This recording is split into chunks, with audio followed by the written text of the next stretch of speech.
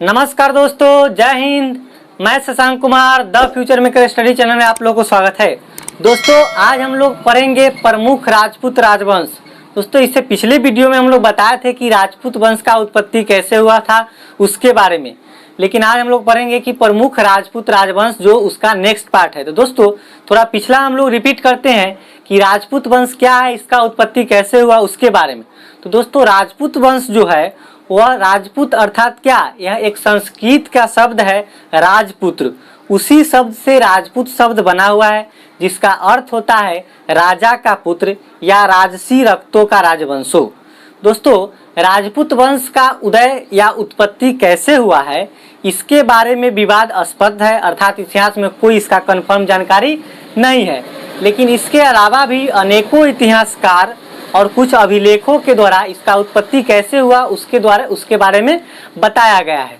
तो दोस्तों हम लोग जानेंगे वही क्या हुआ कि गुप्त वंश के पतन के बाद अर्थात वर्धन वंश का शासक हर्षवर्धन के मृत्यु जब 647 ईस्वी में हो गया, उसके बाद 7वीं से 12वीं शताब्दी के बीच अर्थात 700 से 1200 ईस्वी के बीच भारत के अनेक छोटे बड़े क्षेत्रों में एक नए राजवंशों का उत्पत्ति होता है या उदय होता है, जिसे हम लोग राजपूत वंश के नाम से जानते हैं। और ये राजपूत वंश भारत में अचानक कहां से आके उभरे और शासन करने लगे इसके बारे में विवादास्पद है, लेकिन अनेकों इतिहासकार इसके बारे में अनेक अपना तर्क दिए हैं और कुछ अभिलेख के द्वारा भी तर्क दिया गया है।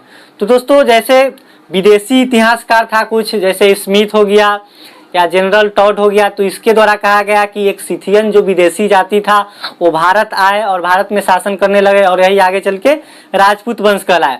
उसके बाद चंद्रबरदाई जो पृथ्वीराज चौहान, पिछली वीडियो में दोस्तों हम बताए थे, चंद्रबरदाई जो पृथ्वीराज रासो के लेखक है और पृथ्वीराज चौहान के दरबारी इतिहासकार, दरबारी कवि थे और उनका मित्र भी थे।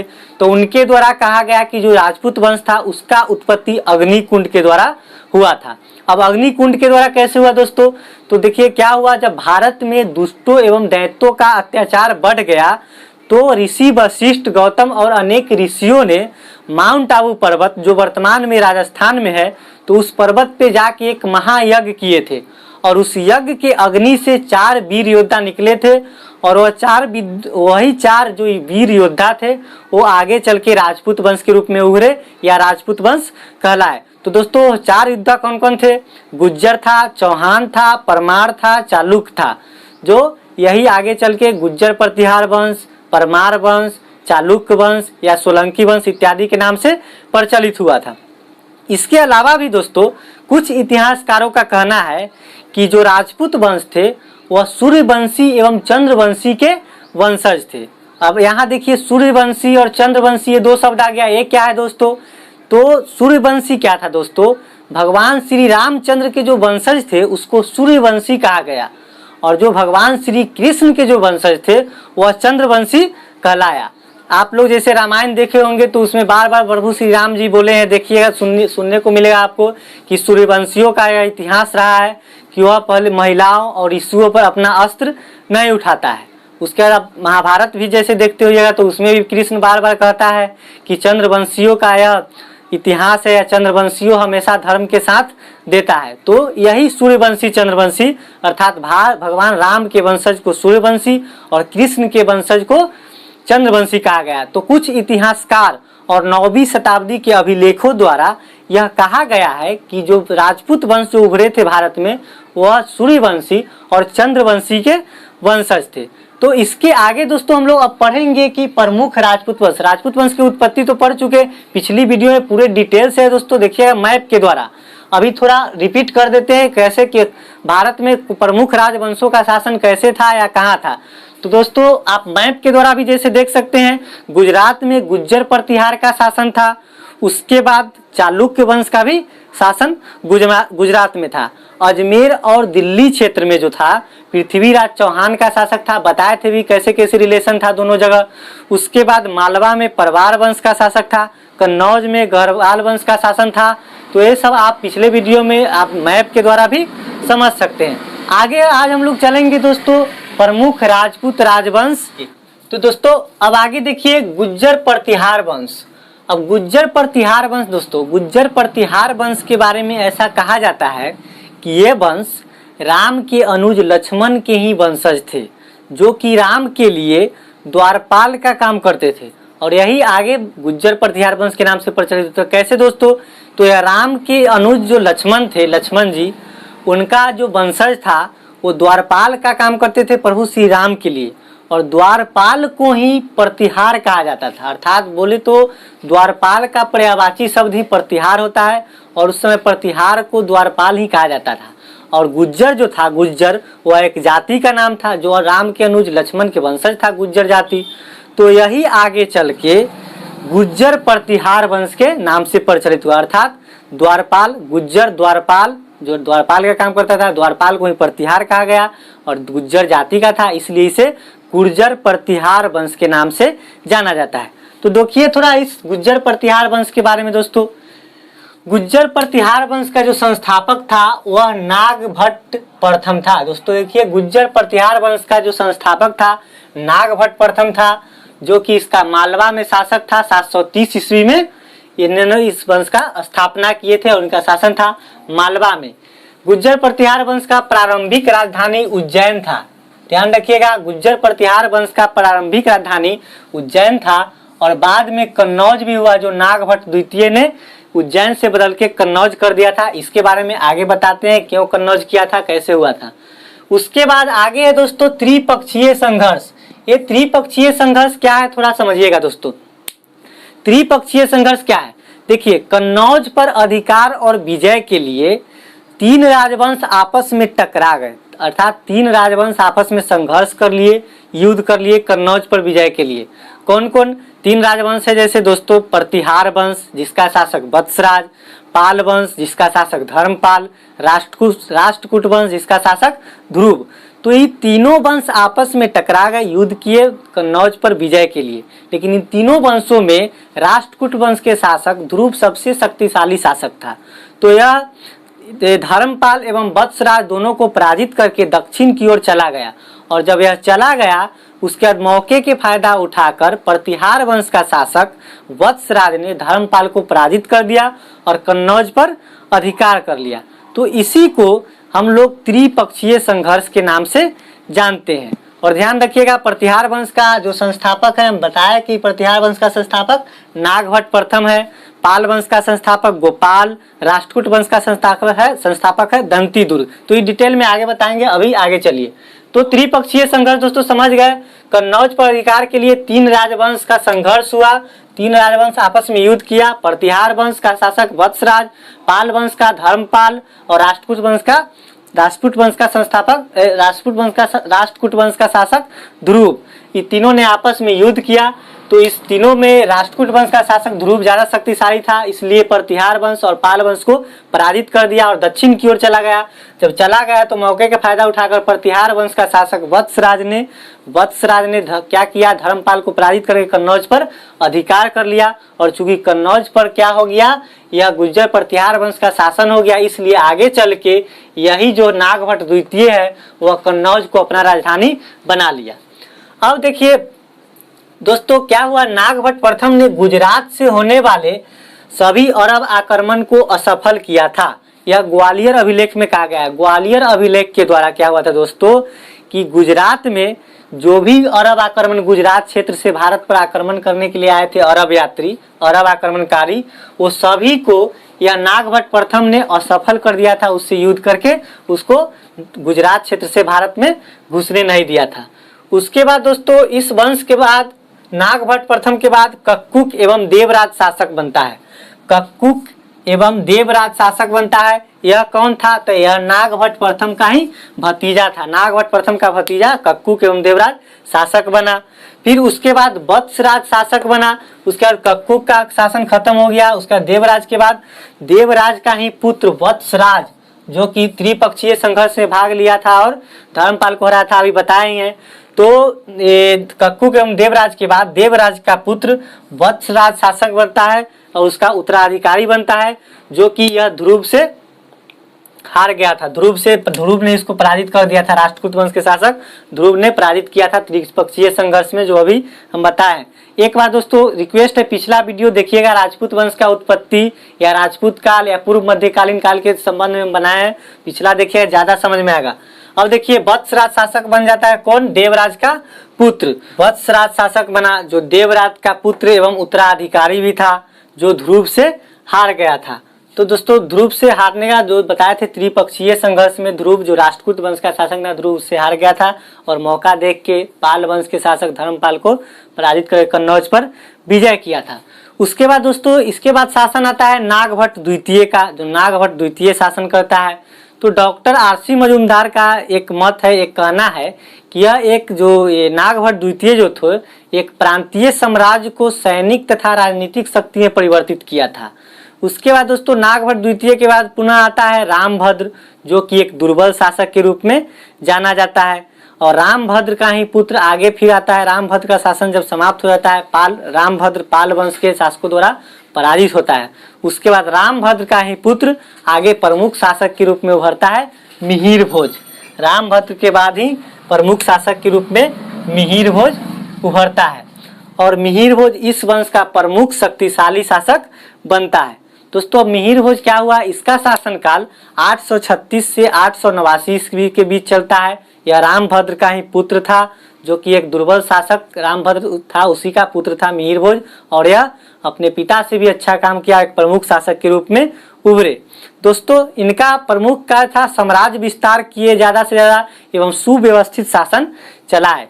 चूंकि यह विष्णु के उपासक थे, विष्णु के पुजारी थे, इसलिए इन्होंने आदि वराह की भी उपाधि ने धारण किया, आदि वराह की उपाधि इनको दिया गया।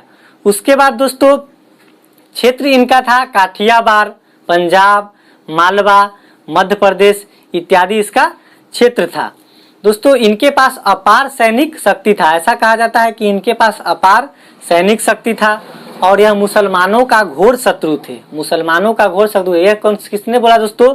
एक अरब यात्री था सुलेमान। सुलेमान नाम का एक अरब यात्री था, जिनका कहना था कि मिहिर भोज जो थे वह मुसलमानों का घोर शत्रु था, पुनः घोर शत्रु था। मिहिर भोज के बाद आता है दोस्तों महेंद्रपाल। मिहिर भोज का जब शासन समाप्त होता है, उसके बाद आता है महेंद्रपाल प्रथम, जो कि मिहिर भोज का ही पुत्र है। मिहिर भोज के शासन के बाद महेंद्रपाल प्रथम का शासन आता है, जो मिहिर भोज का ही पुत्र है। इनका शासन क्षेत्र रहता है मगध, बंगाल एवं सौराष्ट्र क्षेत्र इनका शासन क्षेत्र था। महेंद्रपाल को निर्भया राज भी कहा जाता था। दोस्तों महेंद्रपाल को निर्भया राज के नाम से भी जानते थे। महेंद्रपाल प्रथम राजशेखर इनका गुरु था। दोस्तों महेंद्रपाल प्रथम का राजशेखर गुरु था और इसने अनेकों पुस्तकों का रचना किए थे, जैसे कर्पूरी मंजरी, काव्य मीमांसा, बाल रामायण इत्यादि पुस्तकों का लेखक भी रहे थे। उसके बाद दोस्तों महेंद्रपाल प्रथम के बाद आता है महिपाल। महेंद्रपाल प्रथम के बाद महेंद्रपाल का ही पुत्र महिपाल का शासन आता है, जिनका शासन 912 से 944 ईस्वी के बीच चलता है। दोस्तों महिपाल जो था, महिपाल जो भोज द्वितीय का सौतेला भाई था और भोज द्वितीय को हटा दिया शासन से और खुद शासक बन गया था। महिपाल जो था वह भोज द्वितीय का सौतेला भाई था और यह भोज द्वितीय को शासन से हटाकर खुद शासक बन गया। महिपाल महेंद्रपाल का पुत्र था और भोज द्वितीय का ही एक सौतेला भाई था। उसके बाद दोस्तों महिपाल के शासन जब समाप्त होता है, उसके बाद आता है दोस्तों देवपाल का शासन, उसके बाद विनायक पाल, उसके बाद विजयपाल, उसके बाद राज्यपाल। ऐसा कहा जाता है कुछ इतिहासकारों के द्वारा दोस्तों कि राज्यपाल जो था, जब गजनवी ने आक्रमण किया था तो उसके आक्रमण से यह भाग खड़ा हुआ था, जिससे क्रोधित होकर चंदेल शासक गंडदेव ने अपने पुत्र विद्याधर से इसकी हत्या करवा दिए और उसके जगह उसके पुत्र त्रिलोचन पाल को शासक बना दिए थे। तो इसके बारे में ऐसा कहा जाता है। और दोस्तों इसके बाद गुज्जर प्रतिहार वंश का अंतिम शासक यशपाल बनता है और यशपाल के बाद उसके बाद इस गुज्जर प्रतिहार वंश का ही अंत हो जाता है। अब दोस्तों आता है गहरवाल वंश। गढ़वाल वंश, तो जो कि जिसका शासन कन्नौज में था। तो गढ़वाल वंश समझिएगा दोस्तों। अब आगे देखिए क्या हुआ गढ़वाल वंश के बारे में। देखिए प्रतिहार वंश के पतन के बाद गुजरात, कन्नौज एवं मध्य भारत के क्षेत्रों में कुछ नए राजवंशों का उदय होता है, जैसे कन्नौज एवं यूपी के क्षेत्र में गढ़वाल वंश का, मालवा मध्य प्रदेश के क्षेत्र में परमार वंश का, गुजरात के क्षेत्र में चालुक्य वंश का। तो आज हम लोग देखेंगे वही गढ़वाल वंश के बारे में जिनका शासन था कन्नौज में, और इसके साथ और भी आगे प्रमुख राजपूत राजवंश है उसको भी देखेंगे। तो देखिए दोस्तों, गढ़वाल वंश का शासक संस्थापक चंद्रदेव था, जिनका शासन 1080 से 1110 ईस्वी तक चला। गढ़वाल वंश का संस्थापक याद रखिए चंद्रदेव, शासन था 1080 से 1110 ईस्वी के बीच। इसका राजधानी था गढ़वाल वंश का वाराणसी था दोस्तों गढ़वाल वंश का राजधानी। इस वंश को काशी नरेश के नाम से भी जाना जाता है, इसे काशी नरेश भी कहा जाता है, या आप कह सकते हैं कि चंद्रदेव को ही काशी नरेश भी कहा जाता है। इन्होंने महाराजा धीराज की उपाधि धारण किए थे। चंद्रदेव को महाराजा धीराज भी कहा जाता है, इसने महाराजा धीराज की उपाधि धारण किए थे। कन्नौज में उदय दोस्तों, इस वंश का उदय कन्नौज में हुआ था एवं वाराणसी तक इसका सीमा क्षेत्र है दोस्तों। इसके बाद चंद्रदेव का पुत्र मदनपाल उत्तराधिकारी बनता है। पुनः मदनपाल का पुत्र गोविंद चंद्र उत्तराधिकारी बनता है।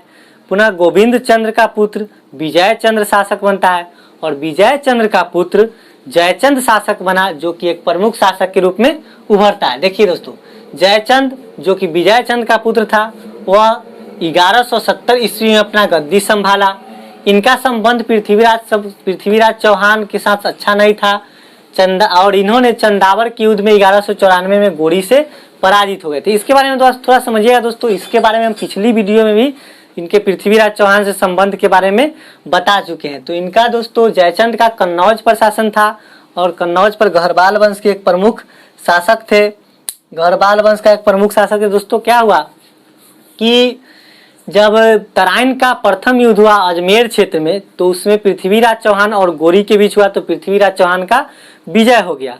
उसके बाद जयचंद अपने पुत्री संयोगिता का स्वयंवर के द्वारा विवाह कर रहे थे, तो पृथ्वीराज चौहान ने स्वयंवर से संयोगिता का अपहरण करके प्रेम विवाह कर लिए थे, जिनके कारण जयचंद एवं पृथ्वीराज चौहान का संबंध अच्छा नहीं था। तो जब तराइन का द्वितीय युद्ध होता है 1194 में शहाबुद्दीन मोहम्मद गोरी और पृथ्वीराज चौहान के बीच अजमेर के तराइन क्षेत्र में, तब क्या होता है, ये जयचंद जो है वह पृथ्वीराज चौहान की मदद करने के लिए नहीं जाता है, और पृथ्वीराज चौहान हार जाता है। और उसके बाद मोहम्मद गोरी का दिल्ली पर और अजमेर क्षेत्र पर एक बहुत बड़े क्षेत्र पर उसका शासन हो जाता है, जिससे कन्नौज पर उसको आक्रमण करने में आसानी हो जाता है। और कुछ दिन बाद 1194 में कन्नौज पर आक्रमण करता है यह जयचंद के खिलाफ, और जिसे हम लोग चंदावर के युद्ध के रूप में जानते हैं। तो 1194 में चंदावर के युद्ध होता है मोहम्मद गोरी और जयचंद के बीच। तो दोस्तों जिसमें मोहम्मद गोरी पराजित हो जाता है, और यह युद्ध यूपी के एक फिरोजाबाद में चंदवार नामक गांव में होता है, इसीलिए इसे चंदावर के युद्ध के रूप में जानते हैं, जो कि एक ऐतिहासिक स्थल है। तो इस तरह से इन दोनों का संबंध अच्छा नहीं होता है। चंदावर के युद्ध में 1194 में गोरी पराजित हो जाता है, और उसी के साथ गढ़वाल वंश का अंत हो जाता है। आगे दोस्तों आता है परमार वंश। इनका शासन क्षेत्र मालवा में था। परमार वंश मालवा मध्य प्रदेश में शासन क्षेत्र था। इसका संस्थापक उपेंद्र सिंह था, या इसे उपेंद्र राज भी किसी बुक में उपेंद्र राज भी कहा गया। इनका संस्थापक था उपेंद्र सिंह। इसका प्रारंभिक जो राजधानी था, परमार वंश का प्रारंभिक राजधानी उज्जैन था, और बाद में इसका राजधानी धार नगरी हुआ। कैसे हुआ उसके बारे में डिटेल बताएंगे दोस्तों। उसके बाद सियक या श्रीहर्ष, दोस्तों सियक या श्रीहर्ष इस वंश के स्वतंत्र एवं प्रतापी शासक थे। सियक या श्रीहर्ष इस वंश के प्रथम स्वतंत्र एवं प्रतापी शासक थे। प्रमुख शासक इस वंश के थे दोस्तों राजा भोज इस वंश के प्रमुख शासक थे। दोस्तों आप लोग एक कहावत सुनते होंगे बार बार कि कहाँ राजा भोज और कहाँ गंगू तेली। तो वहाँ बहुत बहुत लोग पहले से समझते आ रहे होंगे कि कहाँ राजा भोज अर्थात राजा का भोज जो खाते हैं वो वाला भोज, लेकिन वो बात नहीं है। वो कहावत करने का था कि कहाँ राजा भोज और कहाँ गंगू तेली। वहाँ एक राजा से गंगू तेली का तुलना किया जाता था। राजा भोज क्यों कहा गया? क्योंकि राजा भोज एक बहुत ही प्रतापी और शक्तिशाली और बहुत ही अमीर राजा था, इसलिए वह कहावत कहा गया। तो यही इस परमार वंश का जो प्रमुख शासक था राजा भोज था। इसके बारे में दोस्तों जानेंगे थोड़ा। राजा भोज क्या किया था? भोजपुर झील एवं संस्कृत महाविद्यालय का निर्माण कराए थे। भोजपुर झील का निर्माण कराए और एक संस्कृत महाविद्यालय अपने राजधानी धार नगरी में एक संस्कृत महाविद्यालय का निर्माण कराए थे और उस विद्यालय में देवी सरस्वती का मंदिर भी बनवाए थे। उसके बाद इस राजा भोज कुछ पुस्तकों की रचना किए थे। कुछ महत्वपूर्ण पुस्तकों के जैसे गणित, विज्ञान या चिकित्सा शास्त्र में अनेकों पुस्तक की रचना किए थे। जैसे उनका पुस्तक है कुछ प्रमुख सम्रांगण सूत्रधार, सिद्धांत संग्रह, विद्या विनोद इत्यादि इनका पुस्तकों की रचना किए थे। इसीलिए इनको कविराज का उपाधि भी दिया गया है और या इसे कविराज भी कहा जाता है। दोस्तों इसके अलावा इन्होंने कुछ प्रमुख मंदिरों का निर्माण भी करवाए थे, जैसे केदारेश्वर, सोमनाथ, रामेश्वर, सुंडार इत्यादि मंदिरों का भी निर्माण करवाए थे। इसके बाद दोस्तों भोपाल के निकट भोजपुर नामक नगर की भी स्थापना करवाए थे और उस नगर में एक तालाब का भी निर्माण कराए थे। तो भोपाल के निकट भोजपुर नामक नगर की स्थापना किए और उस नगर में एक तालाब का भी निर्माण कराए थे। ये चंदेल शासक विद्याधर द्वारा पराजित हो गए थे। दोस्तों जो राजा भोज थे वह चंदेल शासक विद्याधर के द्वारा, विद्याधर वही जो गंडदेव का पुत्र था, बताएं अभी जल्द, आप पिछली वीडियो में दोस्तों देख लीजिएगा एक बार। तो ये चंदेल शासक विद्याधर द्वारा पराजित हो गए थे। चंदेल विद्याधर गंडदेव का पुत्र था। उसके बाद इनका उत्तराधिकारी जय सिंह बना। दोस्तों इनका जो राजा भोज का उत्तराधिकारी जय सिंह बना। और इस वंश का पतन कैसे हुआ? तो देखिए 1297 ईस्वी में दोस्तों 1297 ईस्वी में अलाउद्दीन खिलजी के सेनापति नसरत खां एवं उलुग खां आक्रमण करके अधिकार कर लिया तथा परमार वंश का अंत हो गया। दोस्तों क्या हुआ? 1297 ईस्वी में अलाउद्दीन खिलजी के जो सेनापति थे यह नसरत खां एवं उलुग खां इस वंश पर आक्रमण कर देते हैं और आक्रमण करके वहां अपना अधिकार जमा लिए और उसी के साथ इस वंश का पतन हो गया। नेक्स्ट है चालुक्य वंश या इसी को सोलंकी वंश भी कहते हैं। दोस्तों अभी हम लोग जितना पढ़ते आ रहे हैं, जो चारों पढ़े, गुज्जर प्रतिहार वंश, परमार वंश, चौहान वंश या चालुक्य वंश या सोलंकी वंश इसी को कहते हैं। इस सारे वंश का उत्पत्ति अग्निकुंड से हुआ है, जो चंद्रवरदाई में पृथ्वीराज रासो, जो चंद्रवरदाई के द्वारा कहा गया है, जो पृथ्वीराज रासो का रचना किए थे उसके द्वारा। तो ये सारे हम लोग अभी तक पढ़े हो, अग्निकुंड से उत्पत्ति के बारे में पढ़े हैं। फिर देखिए दोस्तों अग्निकुंड से उत्पत्ति का लास्ट है चालुक्य वंश, इसी को सोलंकी वंश के नाम से भी जानते हैं। देखिए दोस्तों चालुक्य या सोलंकी वंश का जो संस्थापक है वो है मूलराज प्रथम। इसका संस्थापक है चालुक्य या सोलंकी वंश का। इसका राजधानी है अनहिलवाड़, जो कि गुजरात में है। अनहिलवाड़ इसकी राजधानी है चालुक्य या सोलंकी वंश का, जो गुजरात में है। इसका प्रमुख शासक है भीम प्रथम। दोस्तों देखिएगा चालुक्य या सोलंकी वंश का एक प्रमुख शासक है भीम प्रथम। इनके समय में गजनबी गुजरात के सौराष्ट्र क्षेत्र पर आक्रमण किया था और आक्रमण के बाद वहां का प्रसिद्ध शिवलिंग जो बहुत ही कीमती था उसको लूटकर ले गया था। भीम प्रथम के समय में महमूद गजनबी आक्रमण किया गुजरात के सौराष्ट्र क्षेत्र पर और वहां का प्रसिद्ध जो भगवान शिव का जो शिवलिंग था उसको बहुत ही कीमती था, उसको लूटकर ले गया था। नेक्स्ट देखिएगा दोस्तों जय सिंह सिंधराज। इस वंश चालुक्य वंश का एक और प्रसिद्ध शासक था जय सिंह सिंधराज। इसके दरबार में जैन धर्म के आचार्य हेमचंद्र रहते थे। दोस्तों जय सिंह सिंधराज ने ही माउंट आबू पर्वत पर पूर्वजों की 7 मूर्ति स्थापित किया था। जय सिंह सिंधराज के दरबार में आचार्य हेमचंद्र रहते थे, जो जैन धर्म के आचार्य थे। उसके बाद यह जय सिंह सिंधराज चालुक्य वंश के एक प्रमुख शासक थे और माउंट आबू पर्वत पर यह अपने पूर्वजों की 7 मूर्ति बनवाए थे, स्थापित किए थे। आगे देखिए दोस्तों मूलराज द्वितीय या इसी को भीमदेव द्वितीय के नाम से जानते हैं। दोस्तों ये हम लोग पिछले चैप्टर में मोहम्मद गोरी चैप्टर में ही पढ़ा चुके हैं। मूलराज द्वितीय भीमदेव द्वितीय के बारे में ये बताए थे कि इसकी माता का नाम था नाइक देवी, जो एक अल्प व्यस्त शासक था और जब भी युद्ध होता था तो इसकी माता इसमें सहायता करता था। तो वही है दोस्तों, यह मूल राजद्वितीय। पिछला चैप्टर देखिएगा एक बार, ना समझ में आया तो इसी को भीमदेव द्वितीय के नाम से भी जानते थे। तो 1178 ईस्वी में जब गोरी ने आक्रमण किया था तो गोरी को इसने हराया था अपने माता नायक देवी के सहायता से। यह एक अल्पव्यक्त शासक था, इसका उम्र ज्यादा नहीं था। उसके बाद मोढेरा की सूर्य मंदिर का निर्माण सोलंकी शासक द्वारा कराया गया था। मोढेरा की एक प्रसिद्ध सूर्य मंदिर है जिसका निर्माण सोलंकी शासक के द्वारा किया था सोलंकी शासक। उसके बाद भीम प्रथम के सामंत विमल शाह दिलवारा के जैन मंदिर का निर्माण कराए थे।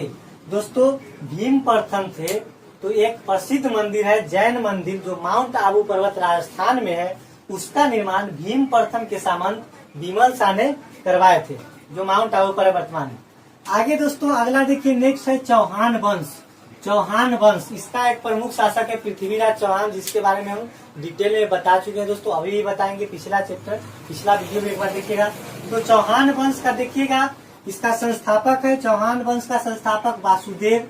चौहान वंश का संस्थापक वासुदेव। राजधानी है इसका अजमेर। चौहान वंश का राजधानी अजमेर। इसके बाद दोस्तों चौहान वंश का एक प्रमुख शासक अजय राय ने अजमेर की स्थापना किया था। विग्रह राज के राज कवि सोमदेव ललित विग्रह राज नाटक की एक रचना की। दोस्तों विग्रह राज एक प्रसिद्ध शासक है इस चौहान वंश का, जिसका एक राज कवि था सोमदेव। उसने ललित विग्रह राज नाम नाटक की एक रचना किए थे। उसके बाद दोस्तों पृथ्वीराज रासो एवं पृथ्वीराज विजय पुस्तक की जानकारी हम लोग दोस्तों पृथ्वीराज रासो इसकी रचना किया था चंद बरदाई, जो पृथ्वीराज चौहान के दरबारी इतिहासकार था। एक और पुस्तक था पृथ्वीराज विजय, तो इसकी रचना जयानक ने किया था। इन दोनों पुस्तकों से दोस्तों हम लोग पृथ्वीराज चौहान के बारे में, उसके जीवन के बारे में जानकारी मिलती है। अब देखिए दोस्तों पृथ्वीराज चौहान या पृथ्वीराज तृतीय को ही पृथ्वीराज चौहान कहा जाता है, उन्हीं का नाम है, तो कंफ्यूज नहीं होइएगा। इस चौहान वंश का प्रमुख एवं अंतिम शासक के रूप में जाना जाता है पृथ्वीराज चौहान या पृथ्वीराज तृतीय को। दोस्तों इसके बारे में बताए थे, पृथ्वीराज चौहान का जो संबंध था वह कन्नौज के शासक जयचंद से अच्छा नहीं था। बताए थे कि जयचंद की पुत्री संयोगिता का जब स्वयंवर हो रहा था तो यही पृथ्वीराज चौहान ने गया और उसके पुत्री को अपहरण करके प्रेम विवाह किया था। इसके कारण जब तराइन का द्वितीय युद्ध हुआ था 1192 ईस्वी में, तो उसमें जयचंद ने इसकी सहायता नहीं किया और वह युद्ध हार गया और दिल्ली और अजमेर क्षेत्र पर मोहम्मद शहाबुद्दीन मोहम्मद गोरी का शासन हो गया। और बाद में 1194 ईस्वी में चंद्रवाड़ गांव में चंदावर का युद्ध हुआ था, तो उसमें भी यह जयचंद हार गया था और इस तरह से गोरी का शासन हुआ था। तो दोस्तों अब आगे देखिए राष्ट्रकूट वंश। थोड़ा पिछला वीडियो देखिएगा तो ज्यादा समझ में आएगा, इसलिए पिछला बात को थोड़ा दोहरा रहे हैं दोस्त। अब आगे है राष्ट्रकूट वंश, एक प्रमुख वंश है, प्रमुख राजपूत राजवंश है दोस्तों राष्ट्रकूट वंश। इसका शासनकाल 736 से 973 ईस्वी तक रहा। इसका संस्थापक दंती दुर्ग है दोस्तों। राष्ट्रकूट वंश का संस्थापक दंती दुर्ग है। बताए थे कि त्रिपक्षीय जो संघर्ष हुआ था, 3 राजपूत शासक आपस में युद्ध किए थे, प्रतिहार वंश, पाल वंश और यही एक राष्ट्रकूट वंश, तो इसका शासन था। इसका एक प्रमुख शासक था ध्रुव, जो कि प्रतिहार वंश के शासक वत्सराज एवं पाल वंश के शासक धर्मपाल दोनों को पराजित कर दिया था। और पराजित करने के बाद दक्षिण की ओर चला गया। तो यही मौका को फायदा उठाकर जो प्रतिहार वंश के शासक थे वत्सराज, उन्होंने धर्मपाल को पराजित करके कन्नौज पर अपना राज जमा लिया था, कन्नौज पर अपना अधिकार कर लिया था। तो यही राष्ट्रकूट वंश है दोस्तों। तो इसका संस्थापक राष्ट्रकूट वंश का संस्थापक था दंती दुर्ग। इसकी राजधानी थी नासिक। देखिएगा राष्ट्रकूट वंश की संस्थापक दंती दुर्ग, राजधानी नासिक। इस वंश का अंतिम शासक था कर्क द्वितीय। दोस्तों इसके बारे में ज्यादा क्वेश्चन आता नहीं है और डिटेल में इसको इतना ही जानते हैं, इससे ज्यादा क्वेश्चन आएगा नहीं। आप सेट उठा के देखिएगा। और आगे दोस्तों हम क्वेश्चन के व्यू से इसको तैयार किए। आगे देखिए दोस्तों अगला है चंदेल वंश। चंदेल वंश, इसका दोस्तों शासन क्षेत्र था बुंदेलखंड में। और बुंदेलखंड का जो प्रारंभिक नाम था अर्थात प्राचीन नाम, पुराना नाम था जेजाक भुक्ति। बुंदेलखंड का प्राचीन नाम जेजाक भुक्ति था। इस चंदेल वंश का संस्थापक था नन्नुक इसका संस्थापक था तथा इस वंश की राजधानी था खजुराहो। खजुराहो इसका राजधानी था, लेकिन इसका जो प्रारंभिक राजधानी था वह कालिंजर था और बाद में इसका राजधानी खजुराहो हुआ। उसका डिटेल अभी स्टोरी बताएंगे कैसे हुआ।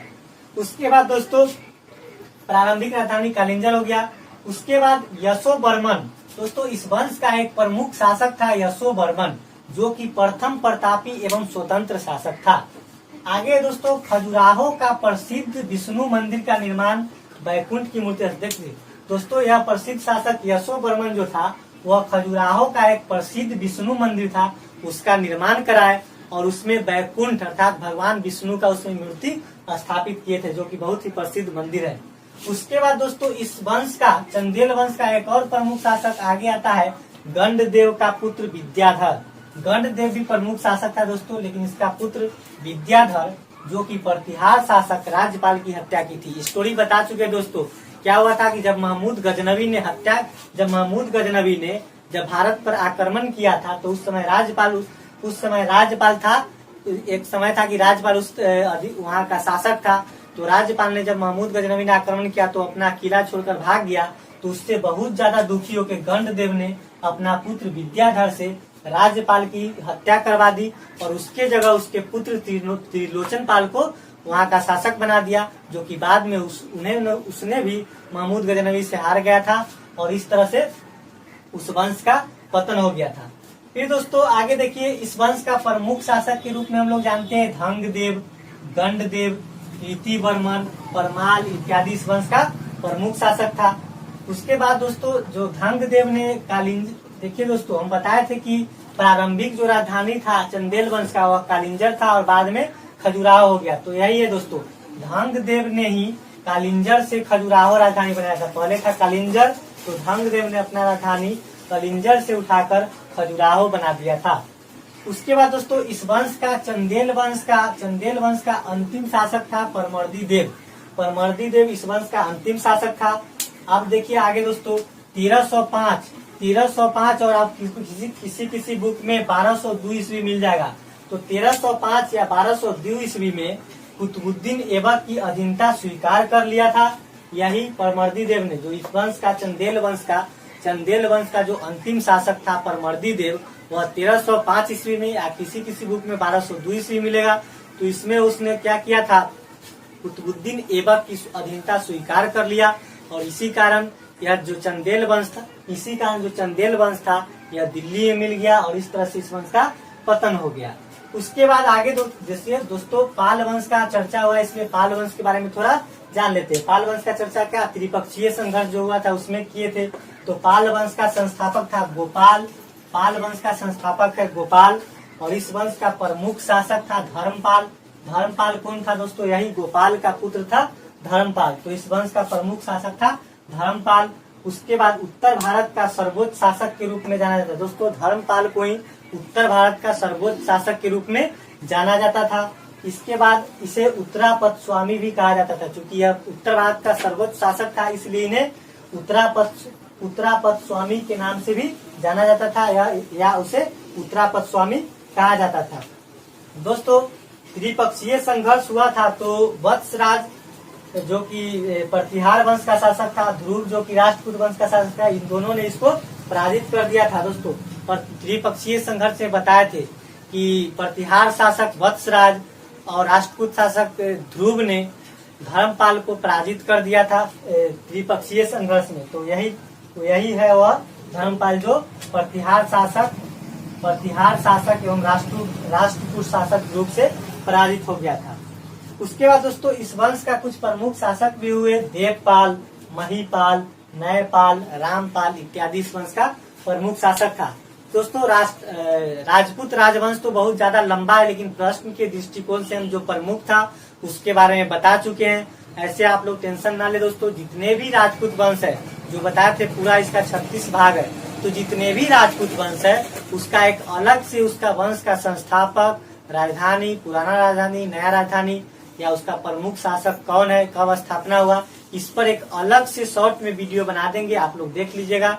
क्वेश्चन के अनुसार ऐसे उससे वहां से ज्यादा पूछता नहीं है दोस्तों। तब तक के लिए इतना ही, और हमारे चैनल को लाइक, सब्सक्राइब, शेयर करते रहिएगा और जल्द ही हम हाजिर होंगे एक नए वीडियो के साथ। धन्यवाद, थैंक्स।